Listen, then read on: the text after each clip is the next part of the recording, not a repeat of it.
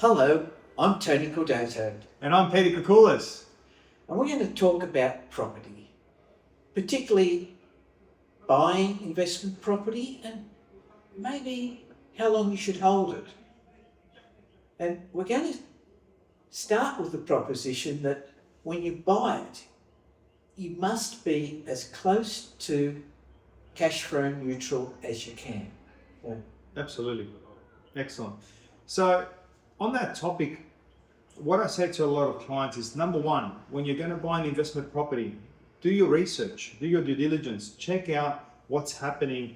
What state are we looking at? Different states, New South Wales, WA, and so forth. What suburb? What suburb? Yeah. Then we break it down to what type of a property. Are we looking at a house, unit, townhouse, villa?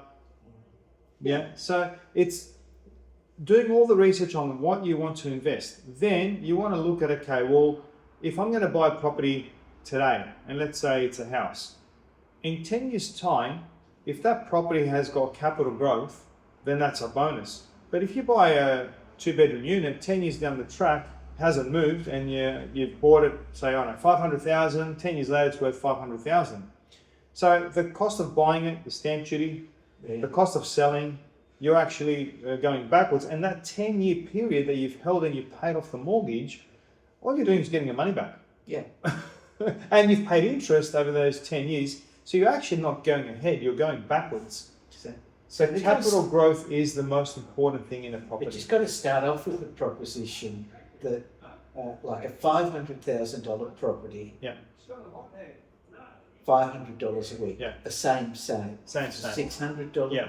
$1,000 property should be $600 a week. Correct. And that's called a 5% return. So the key is to try and match them up, same. That's how I analyse property. And the reason I do that is because you may not, if you're not borrowing 100%, if you're borrowing maybe 80% of it, 400,000 against 500,000, then the rent will come close enough to cover it. Yeah. And that's what I call cash flow neutral. And of course there's going to be other expenses, the council rates, maybe strata levies, not land tax, Insurances, yeah. that kind of stuff. And so you have to wait for the rent to go up a little bit more to cover that. Yes. But you're close enough. You're close enough, yeah. You're close enough.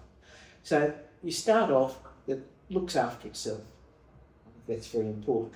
Yes. And then you say, well, I have to have an exit strategy. That's it. The main thing is exit strategy. I mean, What is the exit investment strategy? properties are not forever properties like a home. That's right. You're there to make money.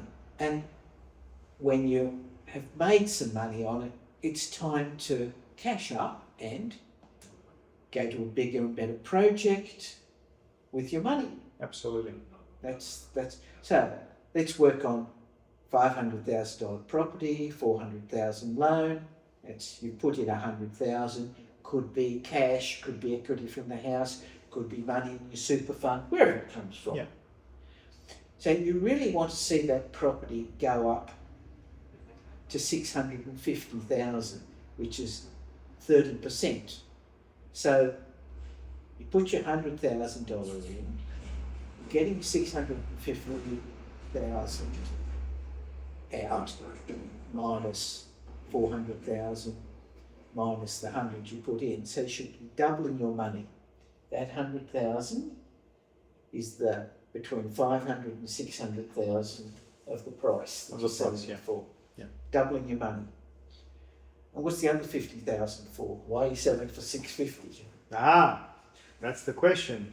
Stamp duty, agent's commission, and a little bit of capital gains tax. Absolutely.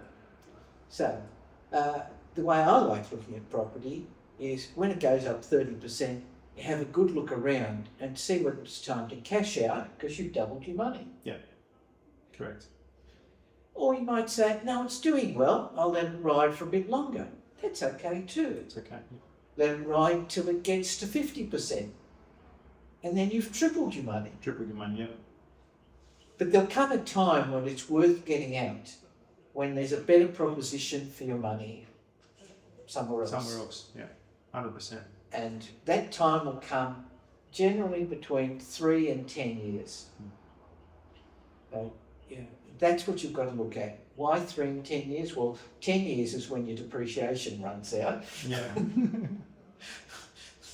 And, well, if it's gone up in 3 years, well, you can use the money today instead of waiting for another 7 years. Another 7 years, that's right. Yep.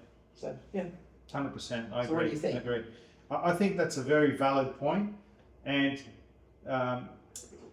clients don't look at it that way. Yeah. They just go, I'll buy a property investment and leave it until I retire. And that's okay. I'm not opposed to that. However, you're buying an investment to make money. Yeah.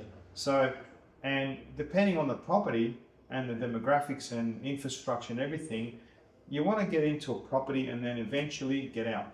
Yeah. Okay. So, give you an example. You might buy a 2-bedroom property and then 10 years later, it's worth the same. Yeah.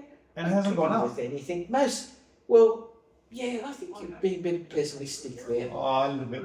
I think Just a tad. I think you are. You might find it goes up less than normal, than yeah. something else. Yeah. But yeah, the reason, what drives all this is land values keep rising That's right. and the cost of building keeps Cost of building, rising. yeah. And dare I say it, you're really cheering when there's inflation. Of course, inflation just means your property prices go It's up. going up, yeah. Like in the last 4 years, we've had almost 20% inflation. Like, so tell me, why have the property values risen 20%? Yeah.